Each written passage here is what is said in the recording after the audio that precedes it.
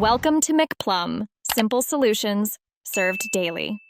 In this video, I will explain how to use a public IP in a local network.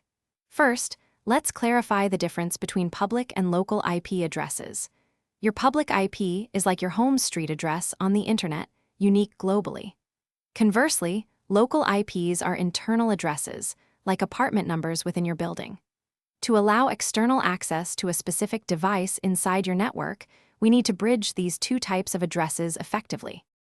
The primary method for using a public IP to reach a local device is port forwarding. This technique tells your router to send incoming traffic on a specific public port to a designated local IP address and port. You'll typically configure this in your router settings, often found under sections like port forwarding or virtual servers. It's crucial to select a unique external port and map it correctly to the internal device's IP and port. While port forwarding is powerful, security is paramount. Always use strong, complex passwords for your router and any devices exposed to the internet.